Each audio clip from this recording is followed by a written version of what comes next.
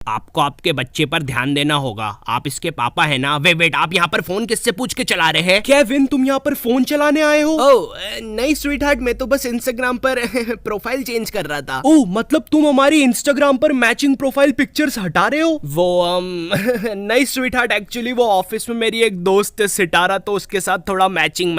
ये सितारा कौन है केविन? हेलो, आप लोग को समझ नहीं आ रहा क्या इधर? आपका बच्चा पियून के बच्चे से भी कम नंबर लाया है, और पियून का बच्चा तो हमारी क्लास में भी नहीं पढ़ता। तो पियून का बच्चा ऐसा क्या करता है? वो तो नहीं पता मुझे, लेकिन जहाँ पर भी पोछा लगा हुआ रहता है वो वहां की जमीन चाट लेता है जाके। देखो वो आया। वो कितना मस्त करा यार इसने। वो तुम कहाँ जा रहे हो? तुम बस घर की जमीन चाटोगे। मुझे ऐसा लगता है इस बच्चे को दिमाग की कोई प्रॉब्लम है। ओ, दिमाग की प्रॉब्लम, जब भी इसके नंबर नहीं आते हैं। हाँ, इसकी ट्यूशन लगवा देते हैं फिर। हाँ, जैन मैम क्या डन करते हैं। नहीं, चंद्रेश जी के यहाँ भेजते हैं। अरे आप लोग का दिमाग खराब है क्या? मैंने बोला इसको दिमाग की प्रॉब्लम है, आप लोग कोचिंग की बातें कर रहे हो। वैसे चंद्रेश जी के यहाँ भेज सकते हो, कोचिंग पढ़ाते बड़ा मस्त है। अगर वहां पे आपका बच्चा कोचिंग जाएगा तो मैं तो उसको पूरे फुल नंबर दूंगी, मेरी तरफ से थूक लगा के फुल गारंटी।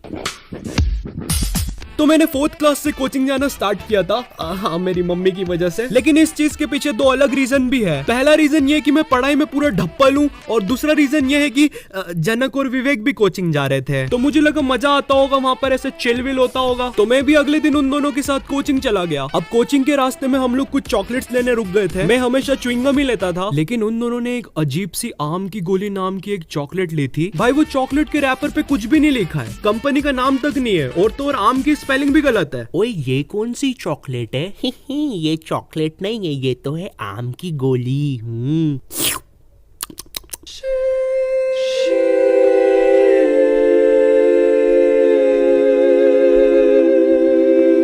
मुझे नहीं पता था यार, कोकेन आम की गोली के नाम से भी बिकती है। ये तू इस नशे के बारे में जानता है क्या? तो मैं कहाँ पे था? कोचिंग। हाँ, तो जैसे ही मैं पहले दिन कोचिंग पहुंचा यार, वहाँ जाते से मेरी फट गई, क्योंकि वो कोचिंग एक तो इतनी छोटी सी थी और उसमें इतने सारे बच्चे बैठे हुए थे। 2 बच्चे तो बाहर रोड पे बैठ के चिल कर रहे थे। नहीं, मैं मजाक कर रहा हूँ, हमारी कोचिंग के नहीं थे। इनफैक्ट वो तो कोचिंग ही नहीं जाते थे। हे साले अनपढ़, इसको अपना क्रिकेट नहीं खिलाएंगे अपन साथ में? हाँ भाई।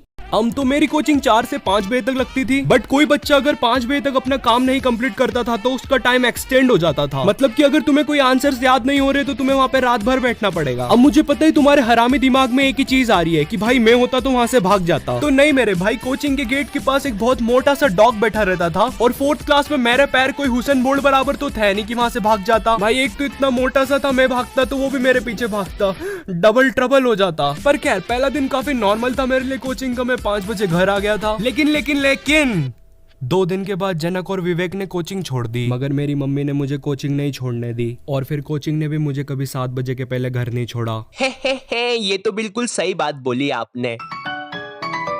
हेलो जी, वो बच्चा अभी तक घर नहीं आया है, 8 बज गए, अभी भी पढ़ रहा है क्या वो? हाँ, वो अभी भी पढ़ रहा है। अच्छा ठीक है, फिर मैं उसका टिफिन भिजवा देती हूँ। 2 बजे तक स्कूल, 4 से 8 बजे तक की कोचिंग, और फिर सो जाओ। 1 नंबर की झंड जिंदगी।